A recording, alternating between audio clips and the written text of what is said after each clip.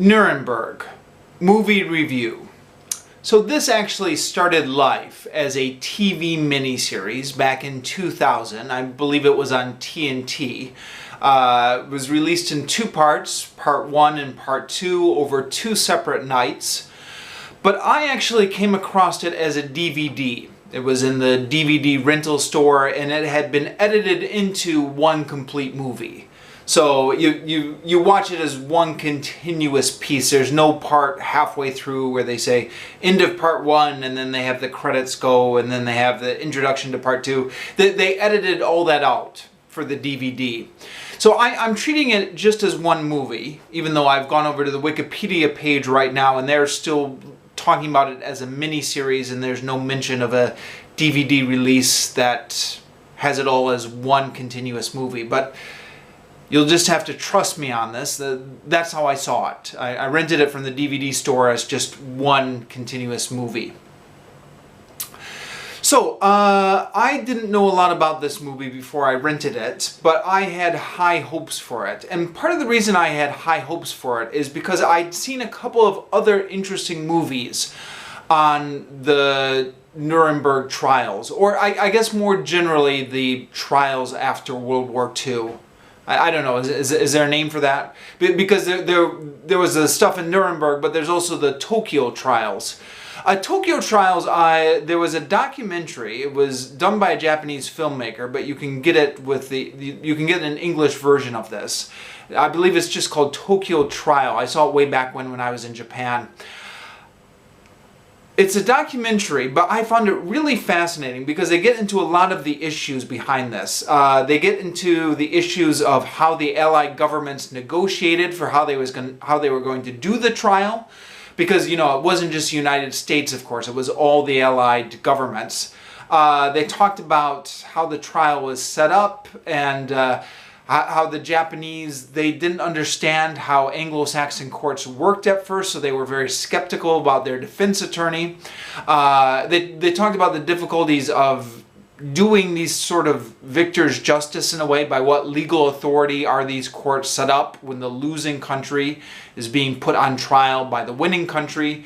They talked about the clashes between the judges and the governments. For example, the head judge, the Tokyo trial, wanted to put the emperor on trial for war crimes and would have done it, except the United States government forbid him from doing it. So there was this clash between the judges at the trial and then the governments behind the trial. They talked about the defense attorney who was court appointed for the Japanese defendants. It was an American guy. And the Japanese were initially very skeptical that they would get a good defense from this guy because they didn't understand how the Western Anglo-Saxon courts worked. But then this guy ended up just really putting his all into it. So much so that he clashed so many times with the judges and ended up just resigning in protest because he was so frustrated with how this trial was set up. And all those issues made for a really fascinating documentary. The other thing I saw, which I thought was really interesting, was not a documentary. This was fictionalized, although it was loosely based on real history. Is a 1961 movie called Judgment at Nuremberg, which if you haven't seen it yet, I highly recommend it. What I found so interesting about this movie, even though it was fictionalized, it was loosely based on real events, it was about trying some of the minor Nazi intellectuals. So this was kind of after all the big fish had already been put in trial in Nuremberg. And they're moving on to some of the more minor people, some of the judges and the professors who had been supporters of the Nazi regime, but not like the very high up people. And it got into the question of how much guilt do these people have for creating an atmosphere in which the Nazi ideals were allowed to flourish? And also got into the question of the collective guilt versus the individual guilt. So, you know, is the person who just pulled the trigger the one who's responsible? Or is the person who created this climate, intellectual climate, in which encouraged these killings, also responsible. And what was also interesting about Judgment of Nuremberg, and I believe it was originally based on a play, which is maybe where some of this comes from, is they seem to give equal time to both arguments about whether or not you could put these people on trial for collective guilt. So the prosecution gave their argument and the defense gave their argument, and then the viewer was left up to make up their own mind. In each of these movies, they didn't get into the question of, is fascism bad, or are Nazis bad? But both of those questions were just taken for granted.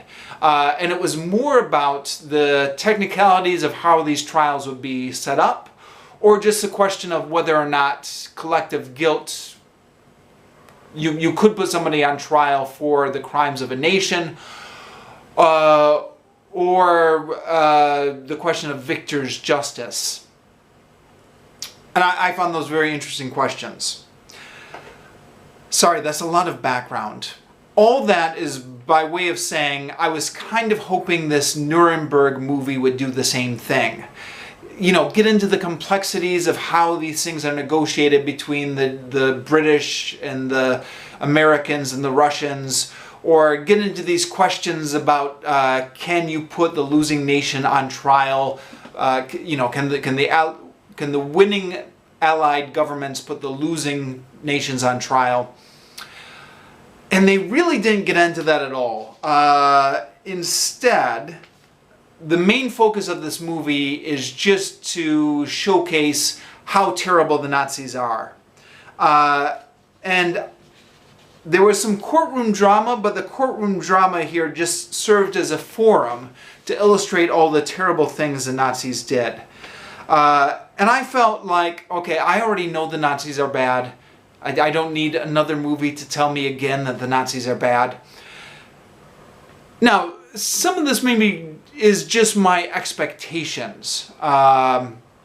Maybe there are some people out there who do need a movie to tell them that the Nazis are bad. And especially maybe now in 2020. I mean, this movie came out in 2000.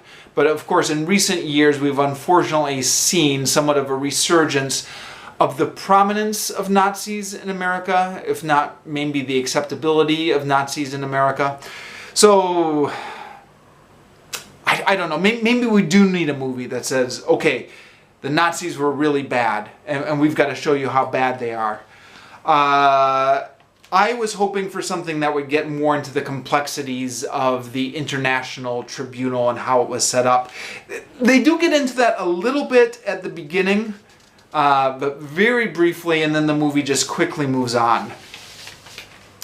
Movie felt to me like it had an almost after-school special type feel for it. Like this is what you would show to a high school history class to really emphasize that Nazis were bad. Whenever the Nazi atrocities were being described in the courtroom, the movie feels like it needs to get reaction shots from everyone in the courtroom, just in case you weren't sure how to feel about this. They show you reaction shots of people getting red-eyed and crying, and I feel like they really overdo it. At one point, the prosecutors are showing documentary footage of the concentration camps. And for some reason, the movie feels like it can't just show you the footage. It feels like every 3 or 4 seconds, they've got to cut to a reaction shot of someone in the courtroom. The narrative drama in this movie is framed as a battle of wills between the prosecutor, Robert Jackson, who's played by Alec Baldwin, and the unrepentant Nazi, Hermann Göring, who's played by Brian Cox. Now, some of the complex issues surrounding the trial are hinted at in their dialogue, but the way the story is framed, what they're actually saying isn't important. What's important is how much time Göring is given to answer each question. Because the narrative drama in this movie is whether Göring is going to be given enough flexibility to control the atmosphere of the courtroom, or whether the prosecutor is going to be able to control how much Göring gets to speak. And that's the narrative tension that you're supposed to be involved with as you watch this movie, not really what they're actually saying. What they're actually saying is secondary. So, I don't know. I felt like this movie didn't really get into some of the complexities that it could have gotten into, which is unfortunate because this is a long movie. Again, this was originally a 2-part miniseries, which was cut down to cut down or combined into about a 3-hour long movie release on the DVD. I almost feel it's a shame they didn't use the time better.